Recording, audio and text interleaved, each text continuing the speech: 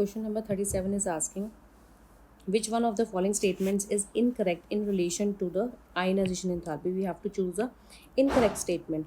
So A option is saying ionization enthalpy increases for successive electron, right? For each successive electron. So this first option is regarding the along the period, right? Students, along the period अगर हम बच्चे consider करें, जैसे second period की बात करें, lithium, then beryllium, boron, carbon, right? So what is happening? Electron is adding, right? So along with that ionization enthalpy जो होती है हमारे पास, वो क्या होती है, इंक्रीज हो रही है, राइट? सो वही ट्रेंड हम देखते हैं कि जो आयनाइजेशन इंथैल्पी होती है long the period it increases. Reason यही है, for each on the addition of successive electron ionization enthalpy increases. So this is your correct statement. Next, the greatest increase in ionization enthalpy is experienced on removal of electron from the core noble gas configuration, right? बिल्कुल सही statement है ये भी. Greatest increase कि मतलब जो ionization enthalpy है वो सबसे ज़्यादा होगी अगर आप रिमूव कर रहे हो electron from the noble gas configuration. वही बात है, अगर जैसे सोडियम की बात करें, इसकी फर्स्ट आयनाइजेशन एंथैल्पी जो होती है दैट इज़ वेरी लो, ठीक है. वहीं पे अगर आप सेकेंड आयनाइजेशन एंथैल्पी अगर देखोगे दैट इज़ वेरी हाई, क्योंकि अब सेकेंड आयनाइजेशन एंथैल्पी में हमें जो इलेक्ट्रॉन रिमूव करना है वो रिमूव करना है from the noble gas configuration, ठीक है, because N positive has gain the noble gas configuration of the neon, right? So it is having very high ionization enthalpy. So ionization enthalpy for the noble gas configuration, it is very high. So it is also correct statement. Next, end of the valence electron is marked by the big jump in ionization enthalpy.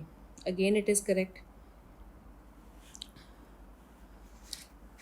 Why? Because when end of the valence electrons, अब इसमें भी आप देखो sodium का consider कर सकते हो case कि सोडियम के वैलेंस इलेक्ट्रॉन कौन से हैं, they are 3s1, right? This one electron which is present 3s subshell, it is your valence electron, right? After removal of this valence electron, after the end of this valence electron, right, it is marked by a big jump in ionization enthalpy. Obviously वही चीज़ है कि जो अब next electron आप remove करोगे उसमें there will be large gap in the ionization enthalpy, right? First और second में बहुत ज़्यादा बड़ा गैप हो जाएगा, बिग जंप होगा, ठीक है, after the removal of valence electron. So this is also correct statement. Next, removal of electron from the orbitals bearing lower n value is easier than orbital having higher n value. So it is completely wrong statement. तो question के accordingly हमने incorrect statement choose करनी है. So जो आपका correct answer होगा this will be your correct answer, because we have to choose incorrect statement. ये incorrect क्यों है बच्चे? क्योंकि हमें पता है जितनी ज़्यादा एन वैल्यू हायर होगी उसमें से इलेक्ट्रॉन रिमूव करना ईजी है, ना कि डिफ़िकल्ट है. ये बोल रहे हैं कि डिफ़िकल्ट होता है इलेक्ट्रॉन रिमूव करना जिसकी हायर एन वैल्यू होती है. So it is completely wrong. मतलब बेसिकली डी जो ऑप्शन है that is for the ionization enthalpy. जो ट्रेंड हम पढ़ते हैं down the group ionization enthalpy जो होती है that decreases not increases. So they are saying it increases, right? So it is wrong statement. So in order to get solutions of more questions, you can download Y School, the learning app.